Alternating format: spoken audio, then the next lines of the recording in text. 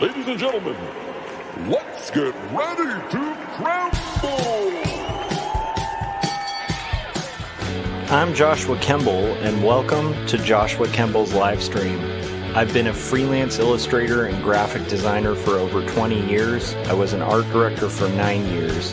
And when I'm not art directing and working on illustrations and graphic designs, I'm working on comic books and graphic novels, and that's usually what I do during my streams. And while conversations can go all over the place on this stream, from spicy and entertaining to goofy and silly, one thing stays consistent throughout every stream. I'll always be working on art. So pull up a chair, get your art supplies out, and get ready for an entertaining show that'll keep you company while you work on your own personal art projects. This is Joshua Kemble's Art Stream.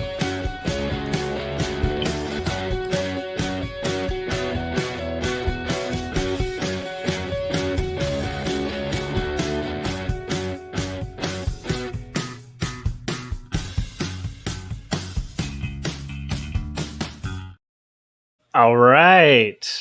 Let me get the visuals working here. Bagoosh.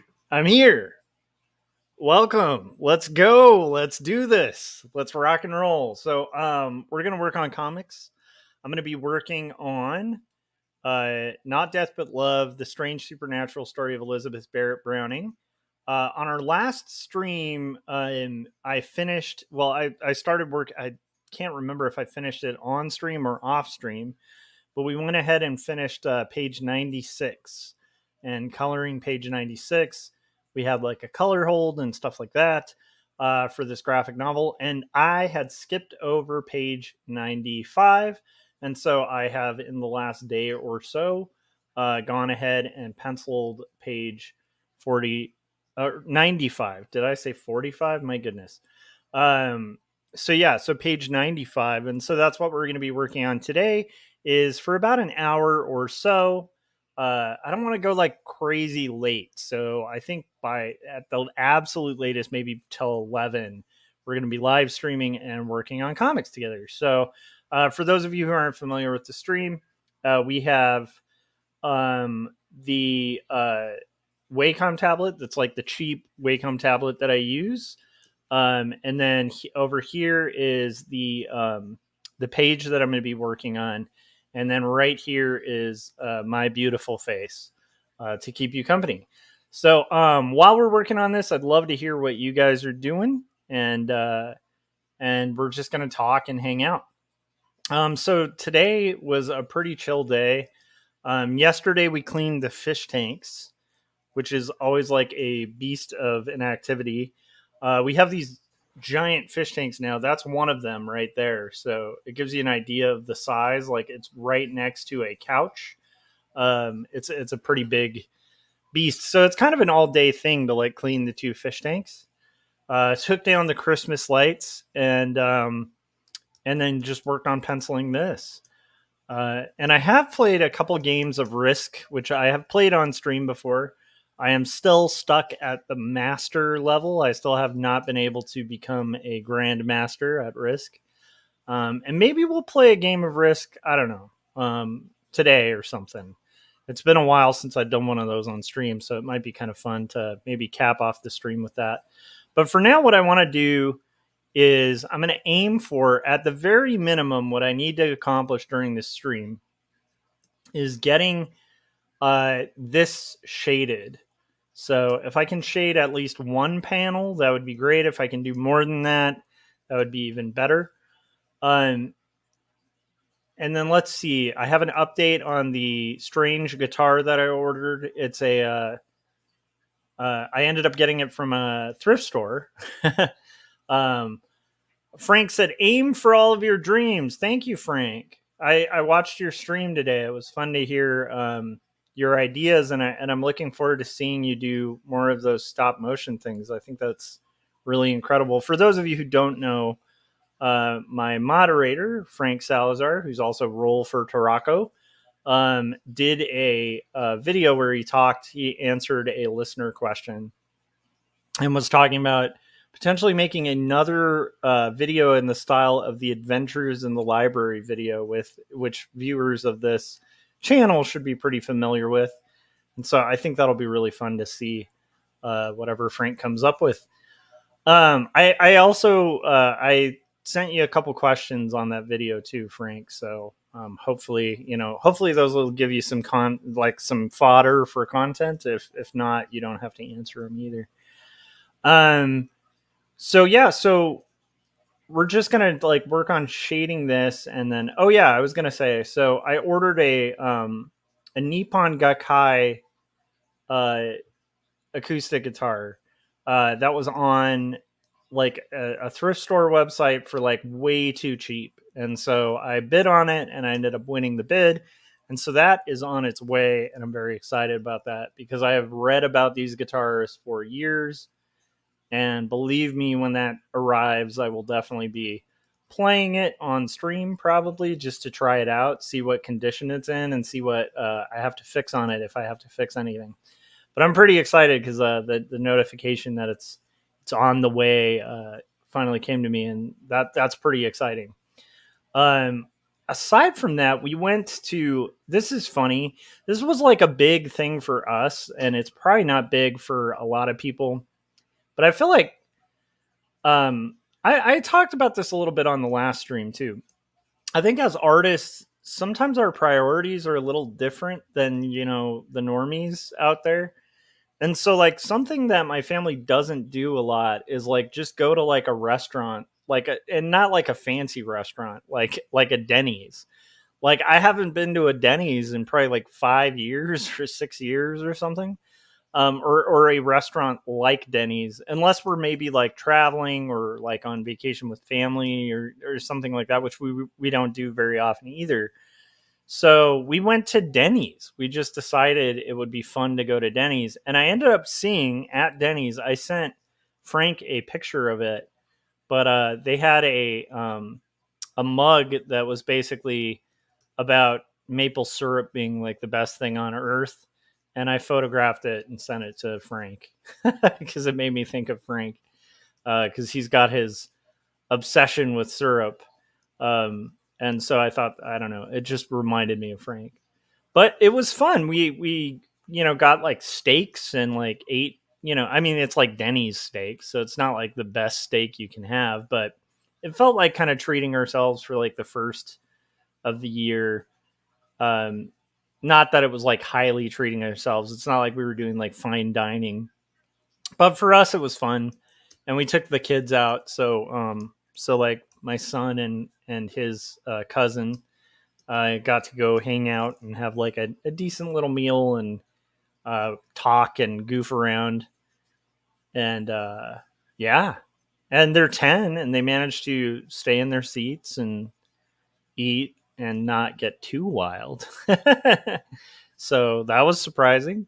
But yeah, it was fun. So that's like what I've done since the last stream. And then aside from that, just working on comics.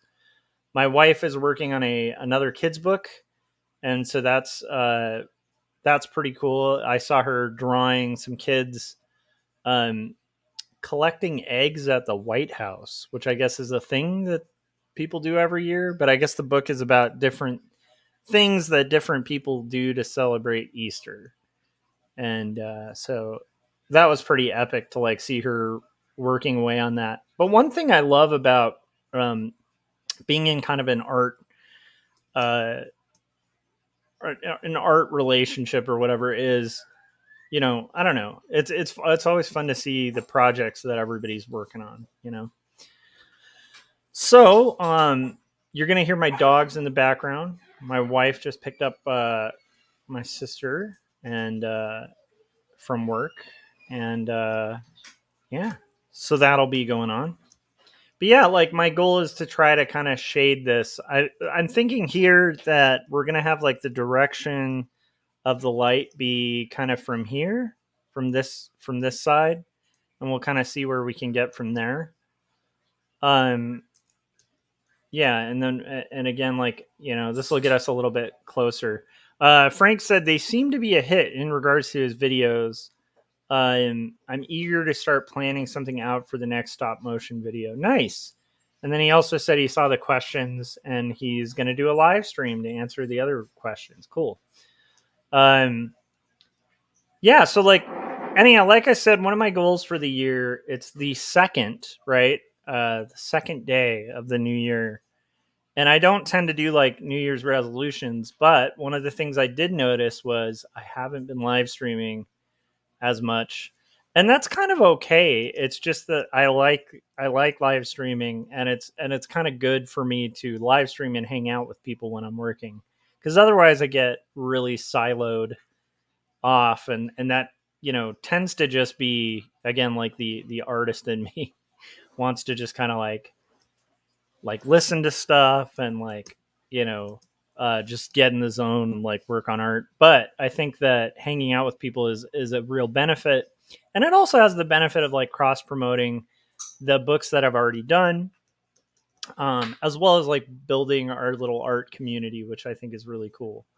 So so right now we're kind of like doing this as if the light source is kind of coming from like the top right, and I'm just going to kind of work my way through it. They're in a little bit more of a dressed up uh,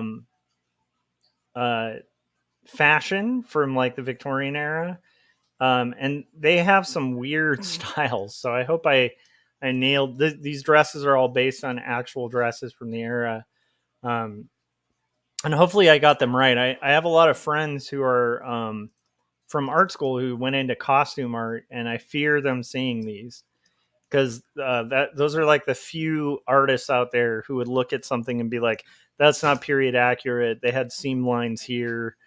Like they can like nitpick the very seams of the fabric that you're drawing and stuff.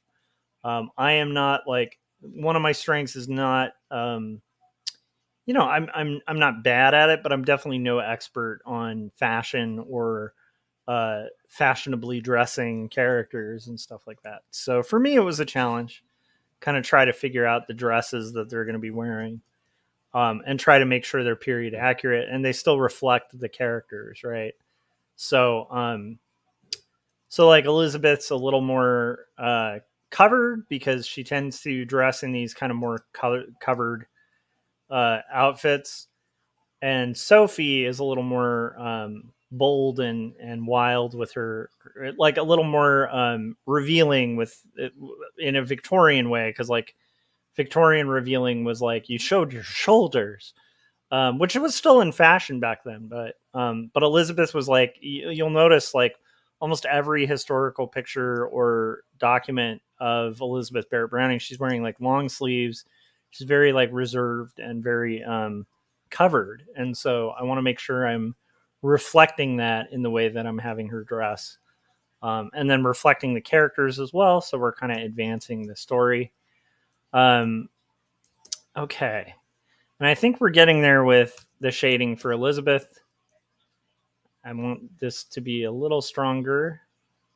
Sometimes one of my weaknesses as an artist is I'll leave everything like rim lit, and that can cause everything to look kind of blurry. And sometimes you just need to boldly add shadow everywhere. And then sometimes that like rim lit style, especially because I'm having flat colors underneath, it helps to kind of create a little more dimension and stuff. But that's something I need to be consciously aware of, is like there are times where everything doesn't need to have like reflected light on it. Let's see here. And we're not doing like crazy hardcore rendering. You could spend 10 hours like rendering a single panel if you were trying to do like super realistic rendering. We're doing it kind of like passively, so that it can fit a deadline and so that it retains that kind of what I talked about at the beginning of this project was this book. I wanted it to have the feel like it was executed almost like in the vein of Frog and Toad Are Friends by Arnold Lobel. Like I wanted that kind of look of like shading over like somewhat like flat colors. And keep in mind, it probably doesn't look a lot like Arnold Lobel to somebody who's just looking at it, but that was my inspiration for the way and approach that I'm trying to color this, so that it'll have like a kind of Victorian feel to it. Because I want everything, including the panel borders, to like really reinforce the era of time that it all takes place in and stuff like that. So yeah, been a pretty good New Year so far. It's been pretty fun. I know. But I haven't updated them since New Year's Eve, so I'm catching them up on all the fun stuff. Let's see here. So we have just a little bit more of an intense shadow on her arm. I think I went a little too far on her chin, so I'm going to lighten that up a little bit. And again, I'm just doing all of this with, just a pencil. What is it called? The Kyle Ultimate Pencil Hard brush, which is just a default brush in Photoshop. I find that a lot of artists will, unnecessarily like collect too many brushes or something like that. Like, and again, I know people who bought like brush packs and stuff and have really benefited from it. But for me, I think with my style or something, it's kind of like the guitar thing where I have a lot of friends who are guitarists and they'll just buy like all these wild effects pedals and they love them. And for me, I'm never really like super interested in a crazy amount of effects pedals. Like I feel like all I need is just clean and gain. That's basically what I want. I love a lot of bands that use effects pedals. It's just for me as a guitarist, I don't know why, but I feel like when I have too many options, I'm not like super happy. So I'd rather it be real simple. I think that's why like my favorite guitar is a Telecaster, because it's just like the most basic, like pared down guitar you can own. It's like there's there's three sounds. You got bridge, you got middle position, and you got neck.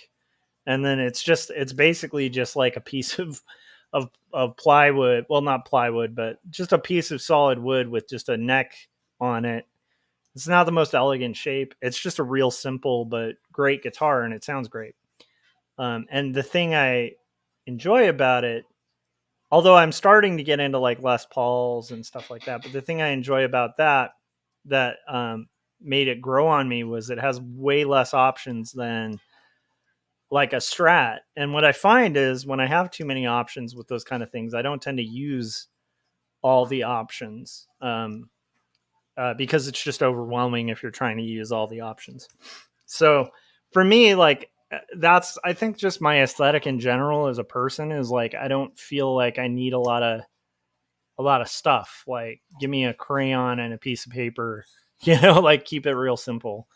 To make the art I want to make. And I like to have like limits that I set up for myself for the art that I'm making, stylistically and color wise. And I don't know where that develops from.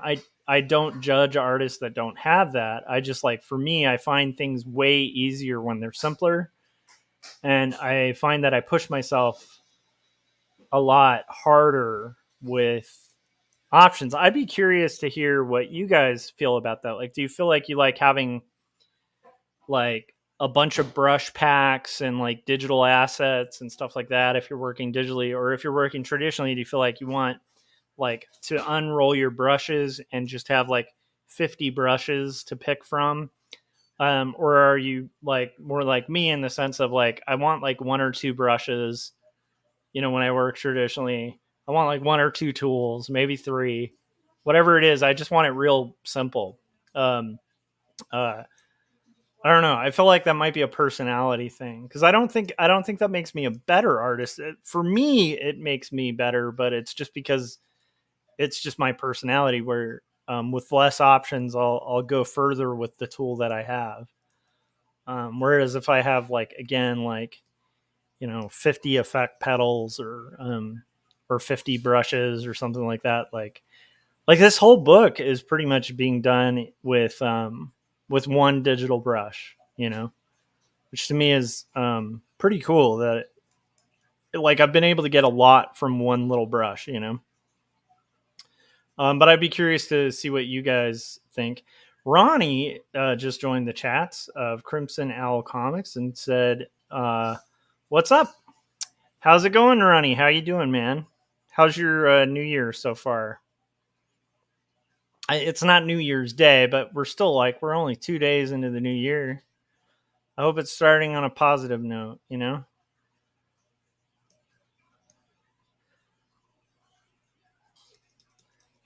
So yeah, like I don't know if that's a unique thing to me, but again, like I don't like having too many options. I don't know why that is.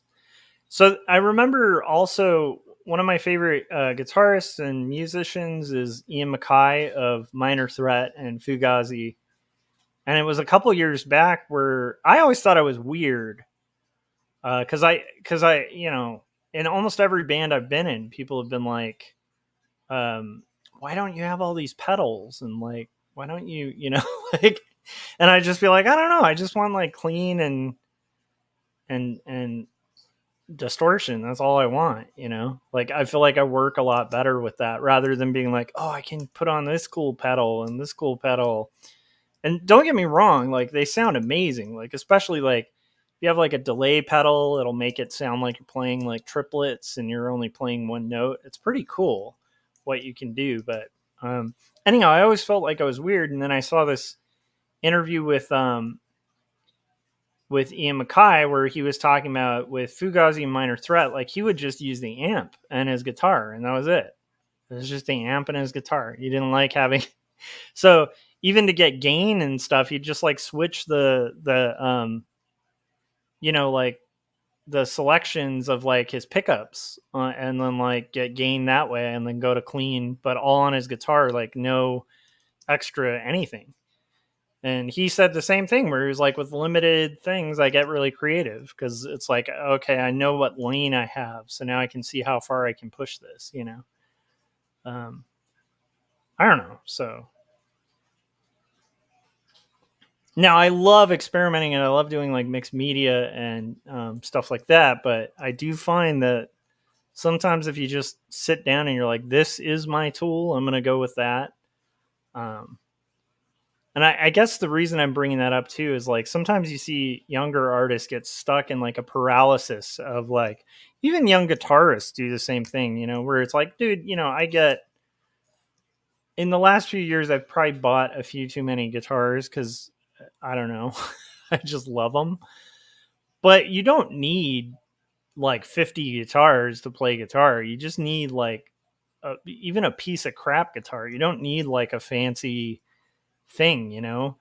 Um, and I have noticed this with people who like want to do guitar but don't end up playing, but they'll buy one and then it just kind of sits in their room. Some of the people who will buy like really nice guitars are like never gonna learn them because they just want the guitar but they don't want to like make something with it. I don't know. Um, and I've definitely seen some artists get paralyzed by like trying to find the right tool, where it's like, I got to find the right, pencil or the right paint or the right whatever, or I need to figure out if I'm a painter or if I'm a drawer or like, and, and sometimes that's good. Like it's good to explore to kind of see, okay, how does like it, I love this about art school. I used to hate it in art school, but I do remember in art school being really annoyed by all the different tools we had to use, because I'd be like, I just like drawing in this thing. Why are you guys forcing us to like pick up like charcoal, which is like really hard, or vine charcoal, which is even like harder to draw with, and then you do it and you start realizing, oh, it is good as an artist to explore a bit. Like you definitely shouldn't just be like, I'm a pencil guy and that's it. Definitely explore a bit because the different tools lend themselves to like a different approach. And a good example of this is like we had somebody from when I went to grad school on Artcasters, Yevgenia, who does like brilliant work. And I remember in grad school when she tried this like kind of clay board, and using clay board, she really found her voice and like the tool she liked to use, and still experiments a lot with mediums and stuff. But just in playing around with different stuff, just fell in love with this one kind of process that a lot of people don't use. Um, and I think that's a big thing. Like I'll admit that's why I like owning a lot of guitars. Because if I pick up like a Les Paul, my approach to playing is going to be like totally different than if I pick up like a Telecaster or a Strat. Like they're all going to have like a different thing. And it's not like you play them that different. They just bring something different out of you. Um, and so that's one of the fun things about having a lot of instruments. It's like you might play in one style and then pick up a specific guitar that for some reason now you're wanting to play like hardcore metal, and before you've been playing flamenco or so, you know what I mean? And that can happen with art tools too. Like for me, when I oil paint, I'm like I'll paint like real thick and like bold. I'm not like a real noodly painter. I tend to paint in like big swatches with like very, very boldly kind of painting. Whereas if I'm using like gouache or something, I tend to be a lot more tender with my approach. So it just brings out art that's a little more rough or a little more soft, and it's a lot of it's just the tool you're using. But I'm just saying I like kind of sitting down and being like, okay, can I make this work with like one color? Okay, now I need to add a color. Do I need to add another color, or is this working with one? I don't know. There's something about that approach too that I really like. But I might push that too far. I don't know, but I do change it up for almost every comic I do. You know, I change up my approach, but my point is just like, I guess just I don't know. I'm glad I don't get stuck in option paralysis, because there's endless options for what you could use, and I think sometimes people get stuck on the tool rather than the art. Um, Ronnie said, I feel if you have more tools, you test and play with them more than creating a finished work. Yeah, there's a little bit of that too. But I do think having, trying new tools or trying new approaches is good. Every once in a while, if you're like an electric guitar player, pick up an acoustic. If you're an acoustic guy, pick up an electric. Like pick up a bass once in a while. Um, Paul said, "Good trip. My sleep is a bit messed up, so I'm up late drawing, but I got to work tomorrow." I think he was answering Frank. And then, Paul said, "I agree. Messing around too much with tools can lead to procrastination." Yeah, I've seen that happen. And again, like one of the worst things somebody could do, is go and buy like the most expensive oil paints in the world and be like, I'm going to be an oil painter. Because what if you're not? And then you just dropped like $80 a tube for this paint you're never going to use, you know? So I think there's credit also to just like start with what you got and then kind of build out from there. And then you'll end up with a lot of options, and then you'll have time to play with other tools and stuff. But for me, like, again, I've seen digital artists get stuck in trying to find the magic trick stuff. And, you know, rather than just use what they got. And again, nothing wrong with getting tools you need, but yeah, I don't know. For some reason, that approach really simplifies things for me. However, I also want to say my wife has bought some really rad brush sets, And I think it's really important for her to do that because she does a style that's kind of like a watercolor kind of approach. And she'll have a brush where she like sweeps past something and there's like leaves everywhere. It's like really cool.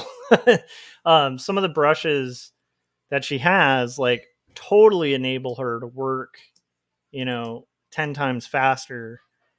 And in those cases, I'm like, when I see her approach and working, it's like it makes sense. It makes a lot of sense in that case. But even with that, she got a couple brush packs that she likes, and it's not like she's constantly buying brush packs, being like, I got to find the perfect brush so that I can finally make this stuff. It's like, no, you just kind of do it with what you got, and then if you find that you need something new, then that's when you add something new to the toolkit.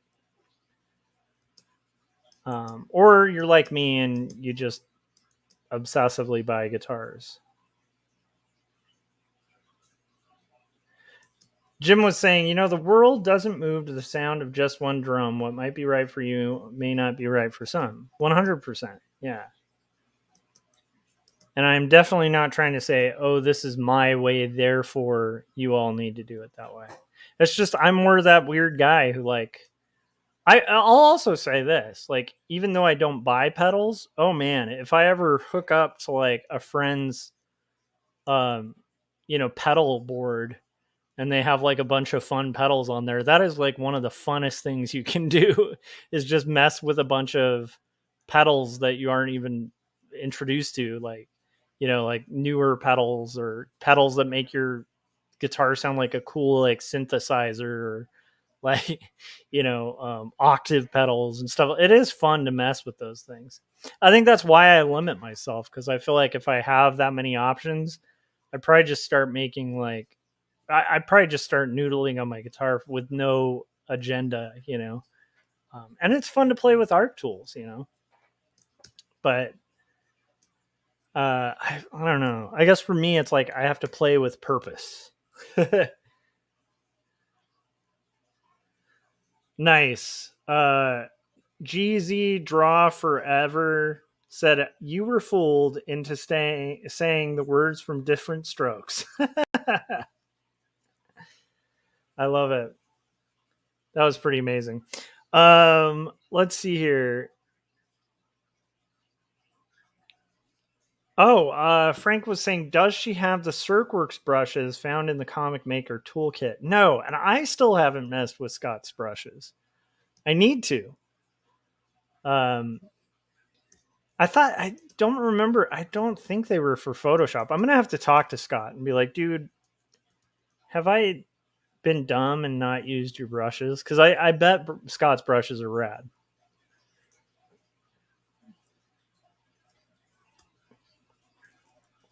I might even do that if I were doing a more kind of traditional ink, because I think a lot of his are like inking brushes, um, and that wouldn't work for this book. But maybe the next one, or maybe the pitch pages. It might be fun to do the pitch pages with Scott's brushes. Be like, Scott, I'm working on.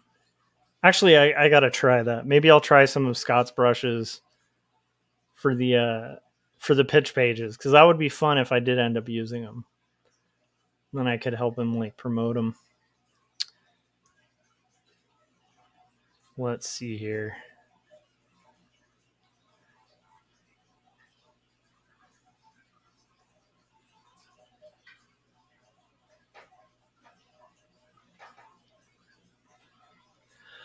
GZ Draw Forever said, on your last show, you showed some panels from your novel that had 11 panels of art, but only 2 had dialogue.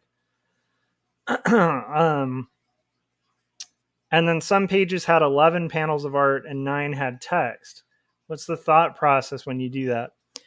In this case, it's a collaboration with the writer. So the writer kind of broke things down into beats.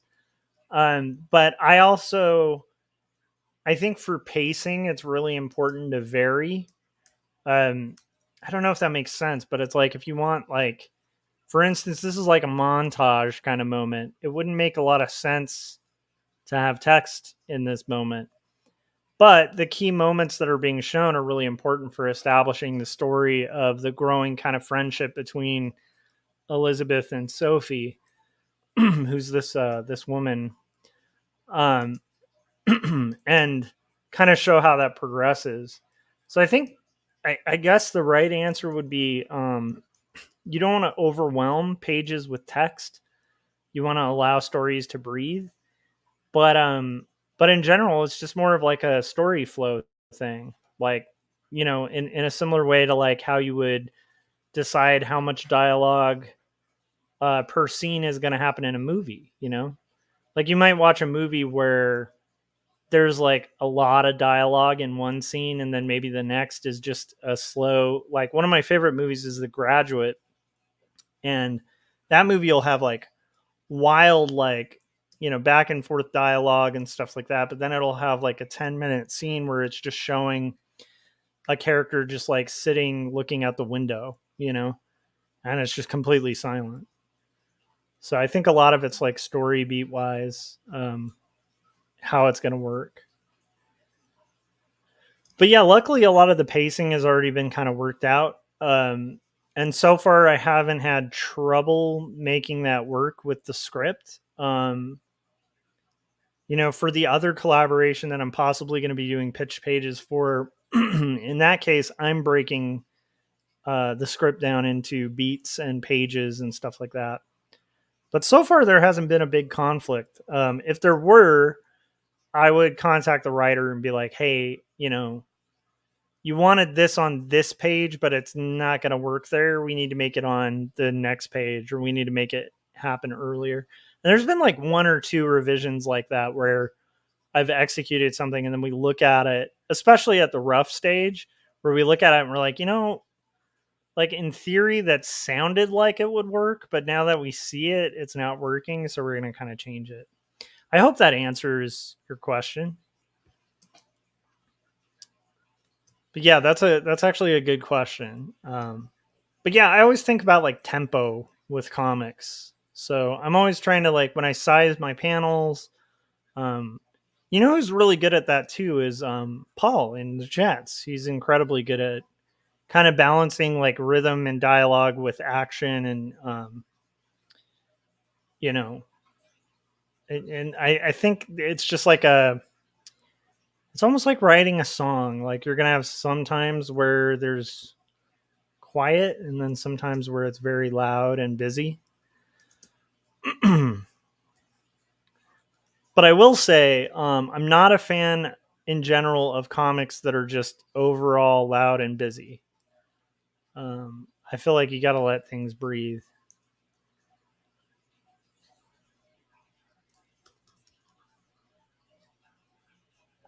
So we're getting there, guys. We're shading this. It's a little bit closer.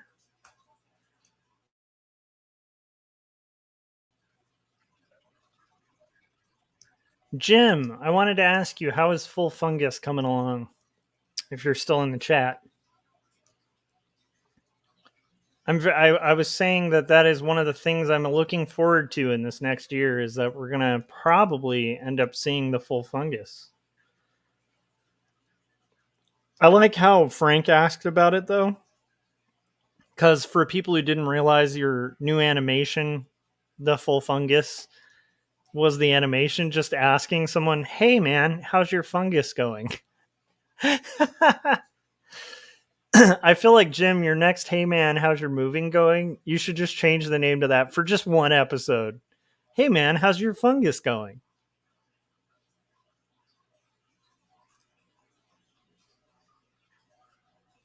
Yeah, Paul explained it really well. He said, "Thanks, Josh. I always try to imagine the reader flipping through the pages. I want them to go through a roller coaster ride." And that's actually a really good way of thinking of it. Like, you kind of want your story and your pages to have variety, like a roller coaster, right? So you have like, a rise and then a peak and then a fall.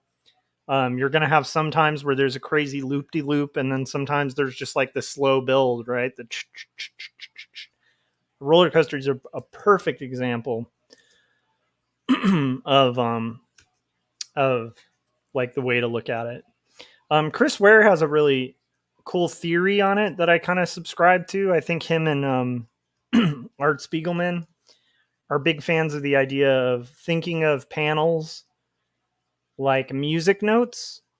And so you literally want them to play out with like a tempo as if they're music, as if you're playing sheet music, because they Ware kind of makes the assertion that reading comics is more like a pianist playing music than it is like reading a book, because a lot of it's looking at icons and then you're creating a story as the reader, much like a pianist, like looking at little icons and then making music from it. It's a bit of a jump, but I tend to like when he explains it. I tend to agree with it. I just don't know if I can do as good of a job kind of breaking down his theory on it. Frank said, "Is it full and fungusy yet?" I like that. I think we might have lost Jim, but I do want to know when that's coming out. Let's see here. We have a little bit longer to go. I do think we're gonna on our first break today. I think we have to play Adventures in the Library again, since Frank was just talking about it on his stream. I feel like that needs to get some rotation, um, because Frank's talking about possibly doing another one, which I think will be really cool.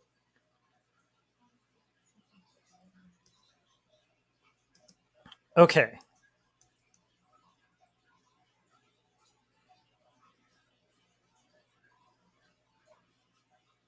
So I want to have these background people a little more, lost in the background, but we'll shade them a little bit. Maybe I can have that erased out. You'll see I make a lot of layers when I'm doing this, because I think the other method of doing this would be a lot of selections and masks. But I find it's quicker to just make a new layer and then erase out where it overlaps. So I can be like, oh, I want to darken this specific spot. And the method I'm using here is not going to work for a lot of comics, because a lot of people aren't kind of almost like treating their comic like it's a pencil rendering, including myself on comics before this. It's going to be interesting to see, do I still have my other style after doing like hundreds of this style? It'll be interesting to see if that affects my other styles. I don't think it will, because I'm pretty used to like switching styles when I need to, but it would be interesting to see if there's any takeaways from this that end up affecting my more kind of traditionally inked stuff. I think I might have gone a little too dark there. So I think I'm going to do a lighter spot, in fact. Because I don't want to like fully obscure the background here. There we go.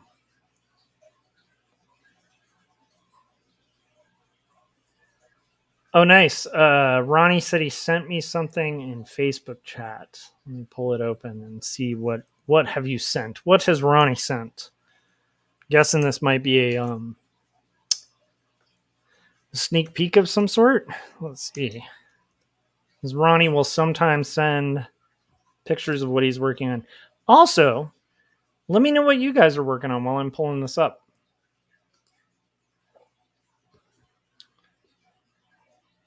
Oh, wow.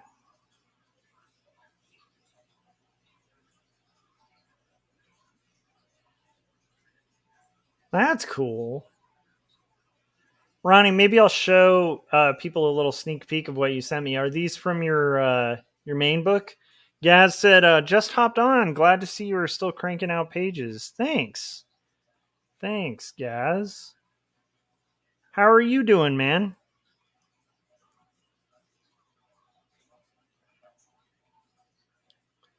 How is the horror A4 coming along? It looked like there was some massive progress last time I saw. Cool. So we'll show a little bit of what Ronnie's searching for. Gaz said ups and downs, you know. Yeah. Yeah, always. Let's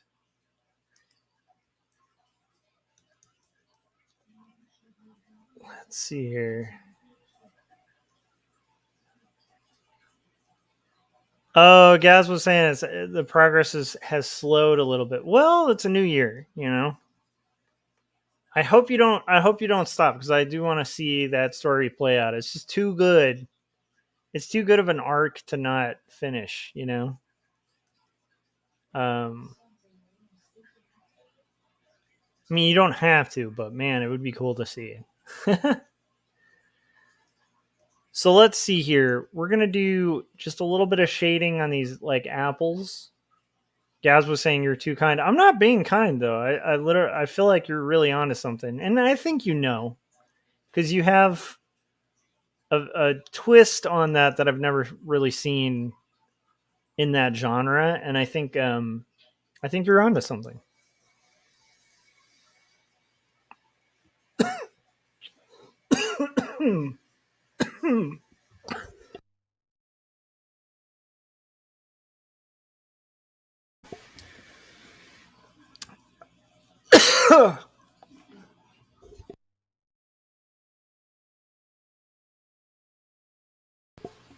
Sorry, I got a cough. Whew. That was a wild one.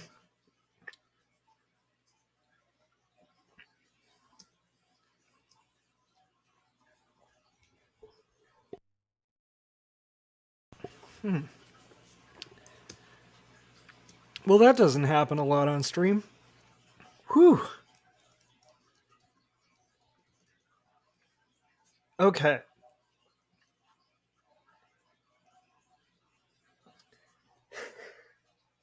Gaz said, then he dies doing what he loved. Yeah. Wow, that was crazy.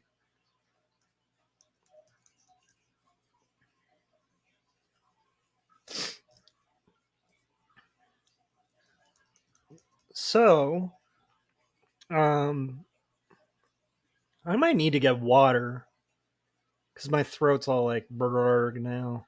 So here's what we're gonna do. We're gonna put a trailer on, and I'll be back, and I'll be alive. For sure. That was just a literal cough. So okay, I'll be right back. Let's do that. I'll get some water. So here is Adventures in the Library. Our heroic adventurers fought orcs, monsters, sorcerers, necromancers. Now they find themselves in front of a mystical library. What shall they find? It's all in the roll of the dice. We've come this far. There's great power behind this door. I can feel it. We just have to get past it. This door is no match for my axe. I shall chop it down. You always want to use brute strength. Why don't you try knocking? We'll try it your way. You may enter. The library is open to all those who seek knowledge. Feel free to look through our tomes. Maybe you'll find the answers you seek. I sense great power here, and it's behind those shelves. Indeed, there are powerful items hidden behind these shelves, but you can only get there through the enchanted words. Do you have those words? I believe I do. Tremble before the Cremble. There is great power. Look at that glove. Must be so powerful. That is not where I sense this power. I must get closer. I found them. I found the sacred manuscripts written by Joshua Kemble. Behold, I now possess Two Stories, and Jacob's Apartment. Please tell us more about Two Stories and Jacob's Apartment, and who is Joshua Kemble? Xeric Award-winning cartoonist Joshua Kemble is a freelance artist, graphic designer, and author. Two Stories is a confessional graphic memoir that grapples with questions of faith, mental illness, depravity, and ultimately redemption in a fallen world. Jacob's Apartment is a coming-of-age graphic novel in the vein of Ghost Road and Fun Home. It weaves together the threads of spiritual faith, identity, purpose, love, and loss to create an engrossing world in which waking and sleeping dreams collide. You have made your choice. The passage is now closed. Wait, can I get that glove? No. Oh. All right, let's go. All right, guys. So that was Frank's amazing ad. I've seen in the chats, apparently there's like an adception where in the middle of Frank's ad, YouTube rolled an ad. So it was like an ad within an ad. We just get meta like that here. Yeah, that's the weird thing about monetization on YouTube, where it's like you don't really get to pick where the ads go. They just pop them on. I try to put them on like moderate, so it's not like just every other second you're getting like ads. So yeah, hopefully. Anyhow, that is funny though. How dare they interrupt Frank's ad with an ad? But I love that, and I'm excited to see him make another. We have Frank called it, and I didn't even see. He said, "Do you need a break, Josh? It might be time for an adventure." I like that. And then also we had Paul saying, "I didn't miss Ronnie's work yet, did I? You didn't? I haven't shown it yet. I'm gonna pull it up in a second. I think. Let me see. I need to set a little goal here. So here's what I'm going to do. I'm going to try to finish this corner, and then I'm going to show Ronnie's stuff, as long as Ronnie's cool with that, which I think he already gave the okay for. Gaz also said he's working on Godzilla commissions right now. Awesome. Well, hopefully I'm keeping you company during the amazing creation of cool new Godzilla art. If you guys ever need kaiju drawn, if you're watching this and you're like, man, I need some really rad kaiju art, Gaz is your man. I'm telling you. Okay, so let's see here. Just trying to kind of create this market, give it some life.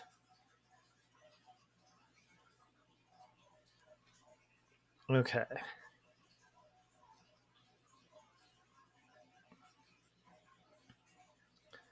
So yeah, so Ronnie, is that what you're working on right now? What you sent? And then Paul, I'm imagining, are you working on pages for your new book, your Detective Perez? Okay, now I need to like.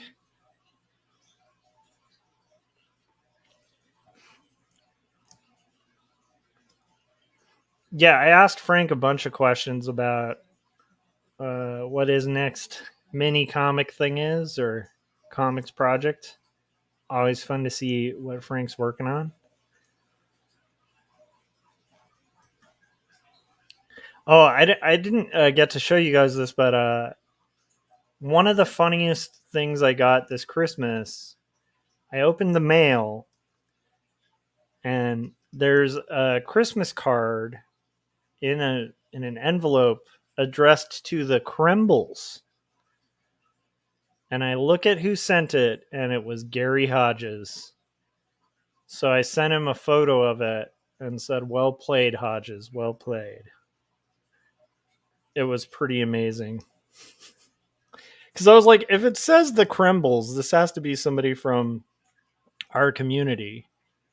I think there's maybe like 40 people in Canada that might know that, my editor, and then you guys. And that's basically it. Like nobody else really would use that.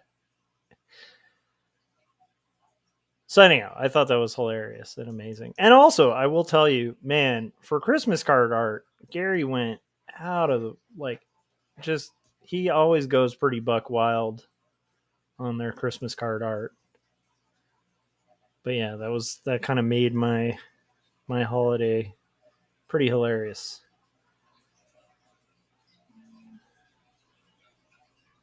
Oh, nice. Ronnie said that is part of the book, and Ronnie's working on a new panel right now.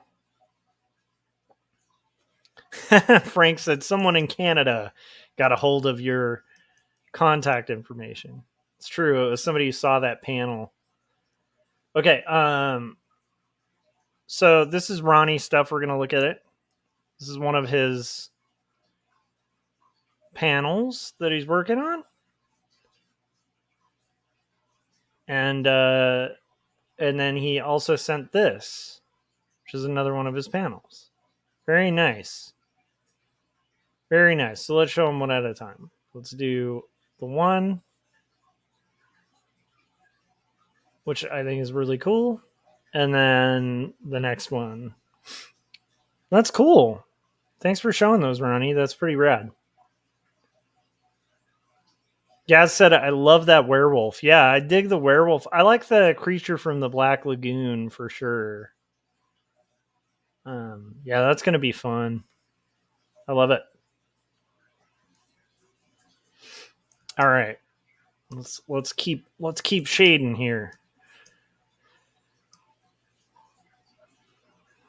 Paul said Buck Wild Hodges.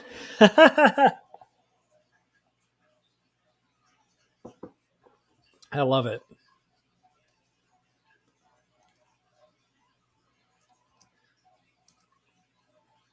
All right, so the good news here is my goal of at minimum finishing shading this page, or not this page, this panel.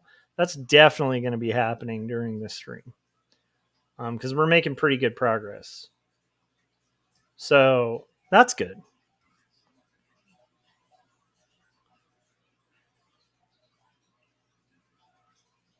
Ronnie said it was fun to work with. Thank you all. Nice.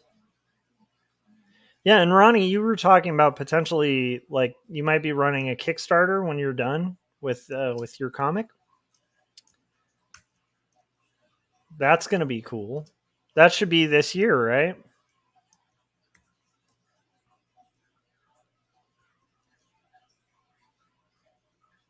Paul said I'm drawing of 156. Nice.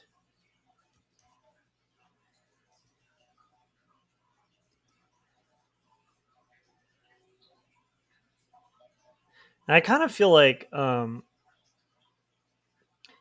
I enjoy getting a little bit of time off for the holidays. I don't know if everybody got that, and if you didn't, I get it because I definitely had a lot of time. I've worked a lot of places that didn't give you anything off. So, but it's been nice. It's been nice to be home, see the dogs, hang out with my kid, see our beautiful fish, our goofy, crazy fish.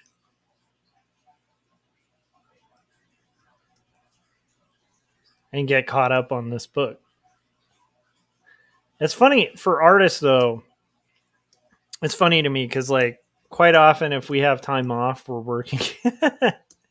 I mean, like, to me, like, time off's like I don't have to do the day job, but I'm still doing this other stuff that I have to do. I don't know.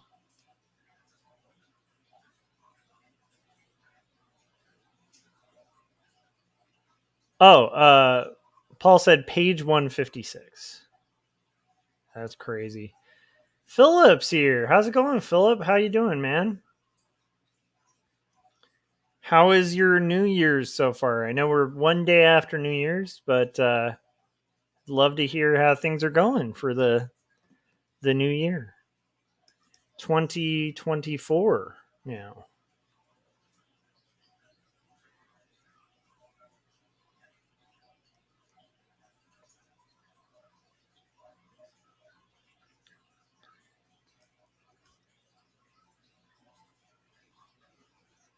While I was working on pencils for this, I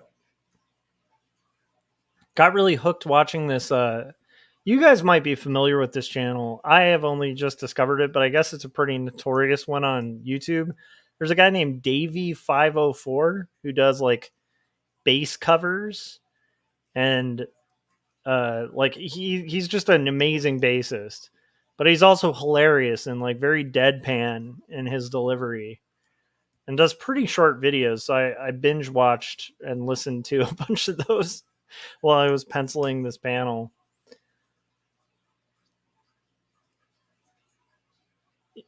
Yeah, Ronnie said art is my therapy from the game called life. Nice. Philip said, I'm okay. I'm hanging in. I was away visiting my aunt and cousin for a week up northeast of Toronto. Nice.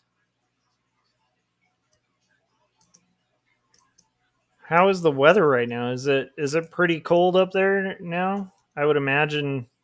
Did you guys have a white Christmas? I'm a little jealous if you did. I'm imagining you did.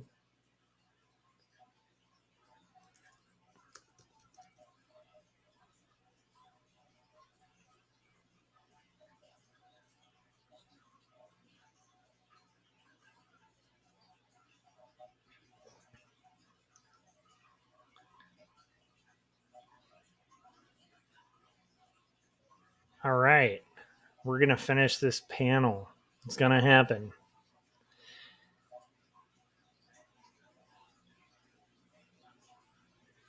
So anyhow, so I was watching some of those Davey504 videos. One of the funniest ones was a short on his channel where he's running through different costs of basses. So he's like holding up different bass guitars. He holds up one and he's like, this is a bass guitar that costs, $50. And he goes, this is a bass guitar that costs $500.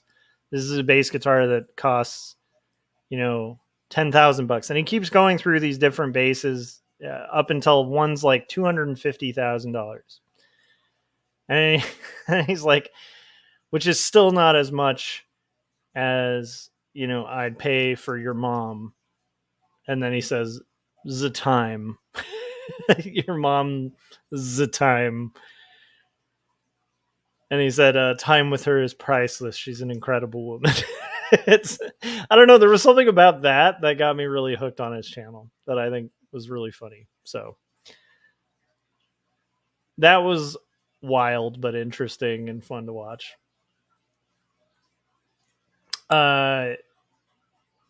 Paul said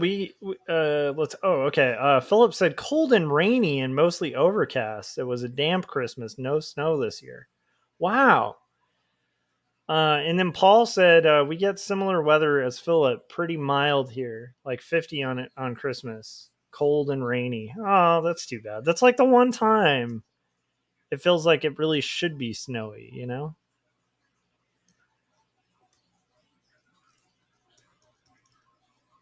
After living in areas that snow, I've realized I don't like snow except on Christmas. Like I like snow for like a week on Christmas. If you can get a snowy Christmas, that's pretty rad.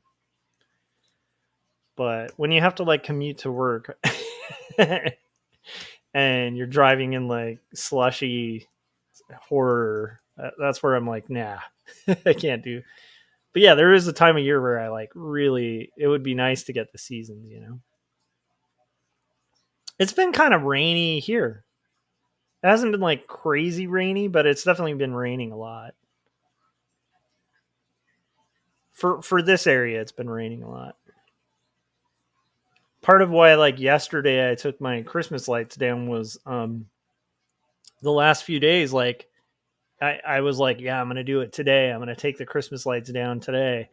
And then I go outside and it's like raining. I'm like, I'm not taking Christmas lights off the house in the rain. Like, especially because we have like a friend of the family that fell from a ladder when putting up Christmas lights and like messed up their leg and stuff. I'm like, I'm not doing that. Not doing that. Not during snow. Not gonna happen.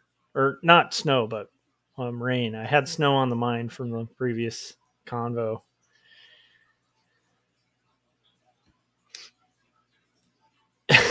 Paul said, "To hell with snow, me no like."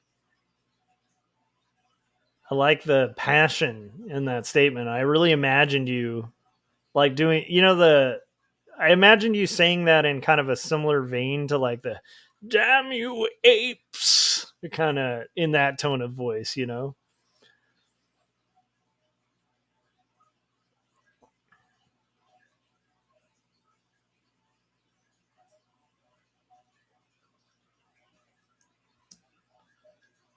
Okay, we are getting closer. The one thing that doesn't look viable here, like, or believable, is this. Like, so it should get a little darker as she's kind of hidden behind like this area behind here, and then behind her. Those need to go like significantly darker just to kind of make it read better. So I think if I clean that up, I think that's going to make it much more believable. And then I also need to darken the areas where this is like getting closer to the ground. And then similarly, like back here, just to make this a little more believable.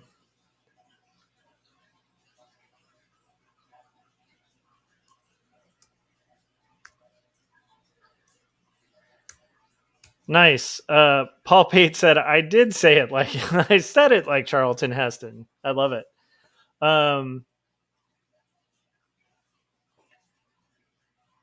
Yeah, Philip was saying, honestly, I haven't seen snow on Christmas in years, but we get it in January and February. And Philip also said, I'm with you, Paul. At this age, I've had enough. I can do without it. And then Gaz said, we leave ours up till the 7th. Any reason? Or just kind of tradition?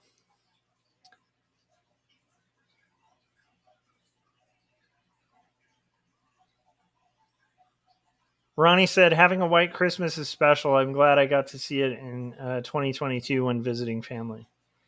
We had one here in the desert. Like, I can't remember. I think it was like 4 years ago or something. It was really weird. How long ago was that? The white Christmas? Remember when it snowed on Christmas here? It was like 5 years ago or something? 2 years ago. Yeah.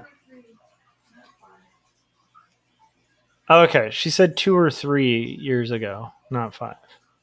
But yeah, it was awesome. But that was like the perfect snow, right? Because it snowed, it stuck a little bit, and then the next day we had snow, and then the next day it was gone. That's the way it needs to go. I feel like that if it snows like that, that's fun.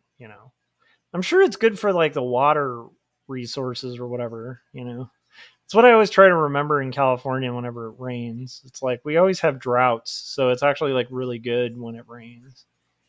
Even though our infrastructure is like not built for rain because it's California, so they're just like, the drivers and the roads aren't ready for rain. Like the roads themselves, but then the drivers also are just like, oh my gosh, the weather's crazy. Start driving like lunatics.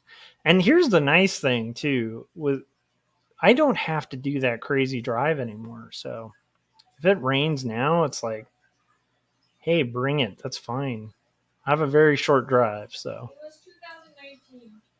Oh, it was 2019 is what Mai said for when it snowed on Christmas. It was nuts. In the desert, in California. It was unbelievable. We woke up. Years ago, Josh. Yeah, and it was like straight out of a movie. Like you go to sleep, wake up, and it's like snowing. It was cool. But yeah, that was really nice.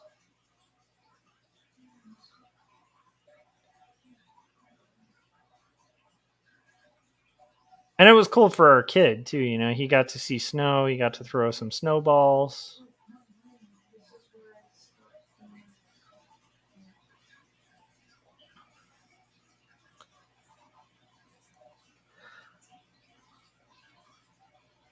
Gans said Little Christmas and lazy. Nice. And then Philip said, I thought decorations technically were supposed to stay up until the Epiphany on January 6th. I think with some people, yeah, I guess that would make sense.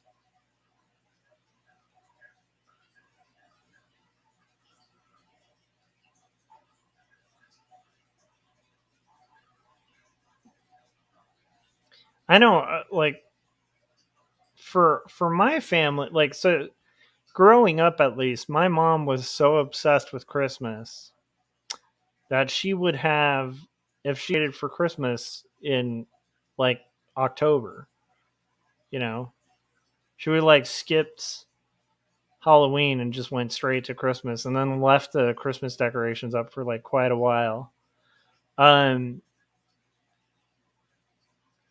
Yeah. I don't know. Here we try to do it kind of after, but you know, it just depends how lazy we're being. I guess we were less. I don't know. We weren't super lazy this year, but we don't have like a traditional reason for like a time to leave it up. Um. Oh, Gaz is saying, yeah, my wife was raised Catholic, so that might be a Catholic thing for sure. That actually make a lot of sense. It's kind of like that would tie into like Advent and all that stuff. Which some of that are like traditions that we used to do.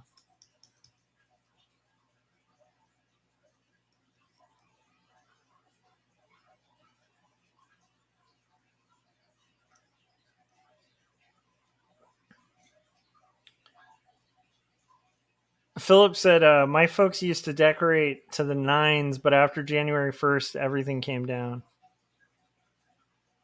I think for my wife and I, it was just more like, man, you know, we had to get it done because, like, what if we don't have time to do it? You know what I mean?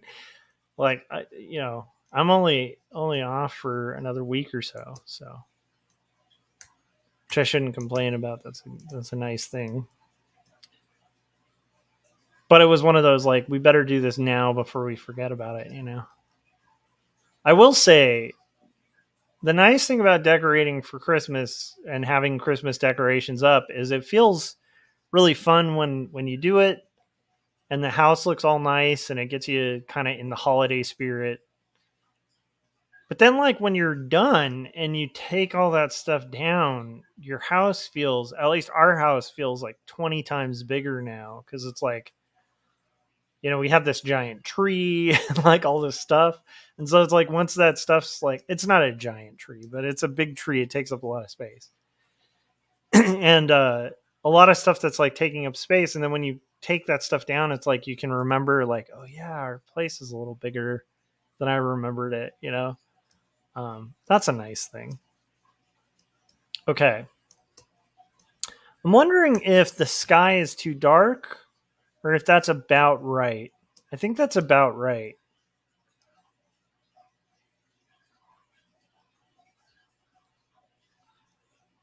Yeah, I think that's about right.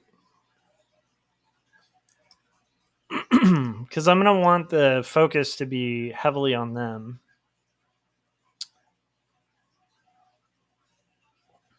Okay.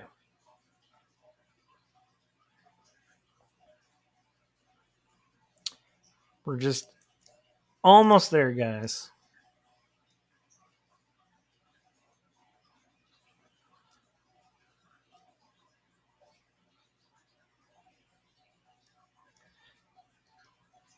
Ronnie said my folks or my in-laws keep it up until the Three Kings Day is done. Okay.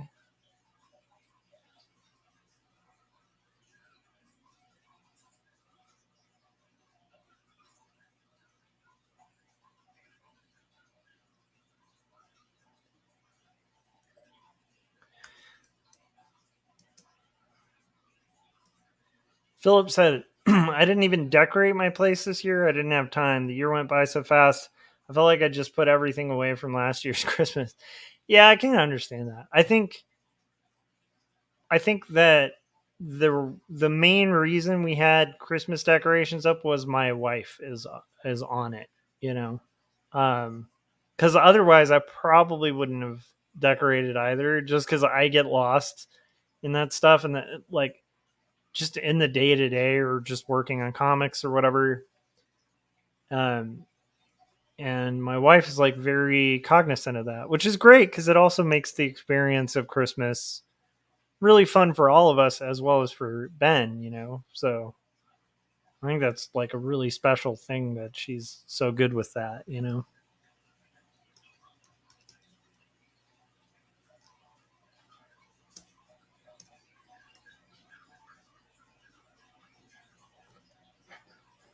So we have almost finished this panel.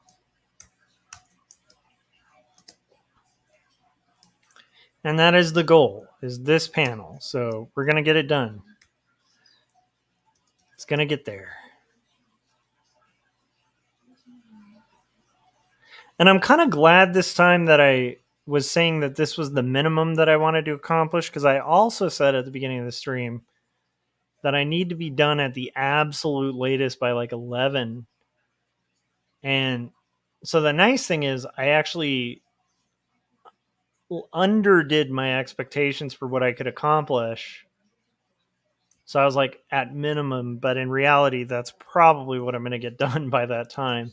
But the nice thing is it actually works out within the time frame that I need to be, you know, finish that. So I'm going to finish up this panel. And then the rest of this page, I will probably work on tomorrow morning.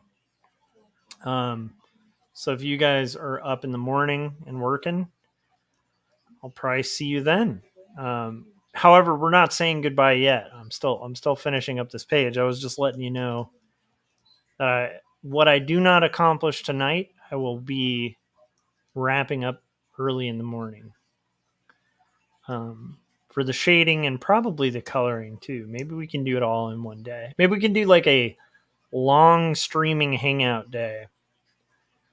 If you guys are listening to this and haven't yet, hit that like button. Don't smash it. I don't want you breaking your keyboard, right? But just click that like. That goes a long way to helping people find my stream. I've noticed that my subscriptions started going up a lot when people started actually hitting that like button, as have just new people stumbling on the news on the stream. So it does make a big difference. And it's a good way to show support for the show. Yeah. So we're doing the background behind these kids. Got a lot of artists hanging out in the chats, which is really cool. It's a good group of cartoonists. I think we've all collected over the years. You know what I mean? I don't know. I feel like it's a good group of people we got in our community. Okay, we're almost there. So we're gonna do this barrel, which I have a bunch of dead fish in. I don't know if people will realize a barrel of fish.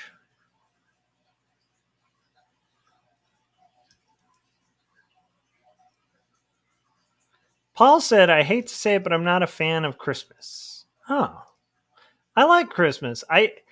I'm weird about stuff like that because I'm not like again, I'll forget to decorate and stuff like that, but I really enjoy celebrating traditions. I feel like, you know, things like Christmas, Thanksgiving, the seasons, I think, I don't know, for me, celebrating those things makes, I don't know, it just makes the time fun. It makes it kind of a nice experience, this existing thing. You know, but yeah, I don't know. There are definitely things I don't like in the holidays, but most of it I really like. I actually really enjoy this time of year. I'll say that, like, you know, in my life when I've lost people that were really close to me, the holidays were pretty hard. So there's that. Like, I do think it's really hard to do the holidays, like, family type things. If you lose family members, that's really rough. But even then, it's like you find the joy in it again. I don't know. At least I found the joy in it again. But yeah, in general, other than that, I think I've always kind of enjoyed Christmas.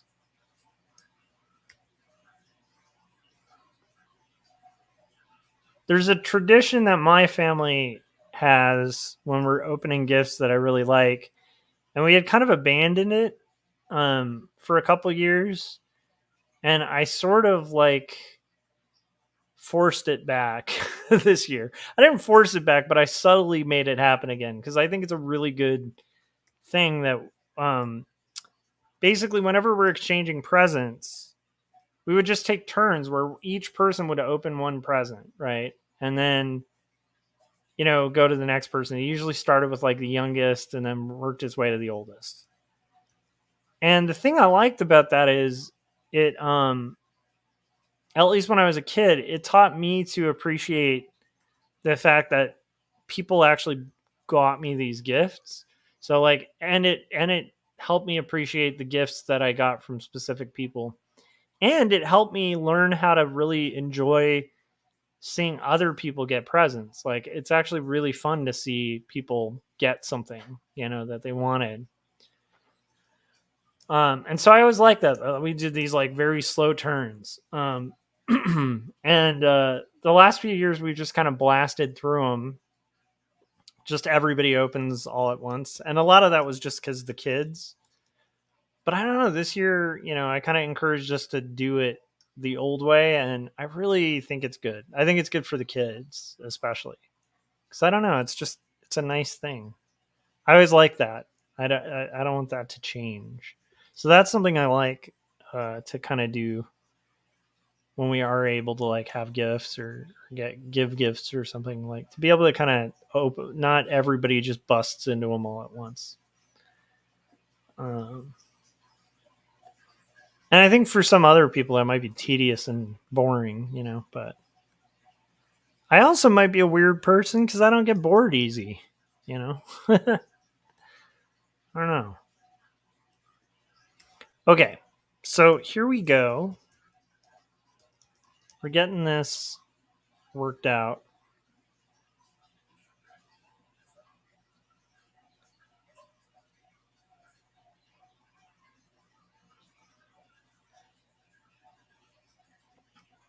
Yeah, Gaz was saying into that technique as an adult. Yeah, me too. Again, I think it's good for the kids too because it's like they learn to like be able to. Because I don't think personally, I don't think it's natural.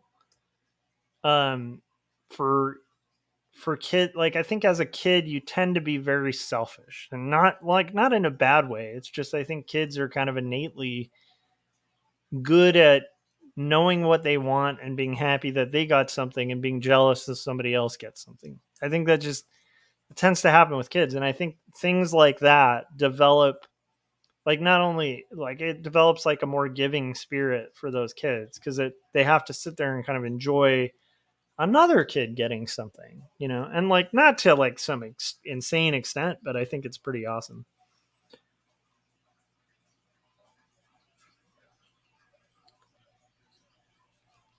But yeah, with Gaz, he was saying when we were kids, believing Santa got them, there's no reason. Yeah, that makes perfect sense. And I think there's a specific age where, yeah, like that would be torture making a kid do that. But I feel like my son's like 10 now, so. And what's funny is he kind of wanted to do that. He helped us kind of go back to it, which I thought was really neat. So. Okay, we're almost there, guys. And what we're going to do is just finish up this panel, and then we're going to finish up the stream, which is bittersweet because I'm excited that you all came to hang out and make art with me, and I'm also really appreciative of you guys. And I wanted to let you know that tomorrow, um, if you're around in the morning, I will be streaming.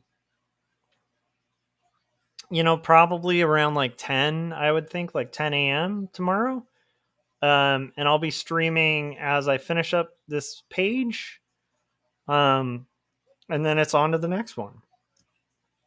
So I look forward to like seeing what all you guys got accomplished during this stream and what you'll get accomplished tomorrow. I will see you guys. It sounds like I'm having really good timing on this because I guess Philip's heading to sleep. Yeah, so I appreciate you guys. Thanks for hanging out with me while I got this panel done. And I'm going to finish this page up tomorrow. So if you haven't yet, hit subscribe, hit the bell so you get notifications when I'm about to go live. And also, make sure you've hit that like button. There's like 9 people watching right now. It'd be nice to get 9 likes. I'd love that. So with that all being said, have a really good night, guys. If I hadn't been able to say it, because I think the last time I streamed was on New Year's Eve. Happy New Year, you guys. And I will see you tomorrow. Bye.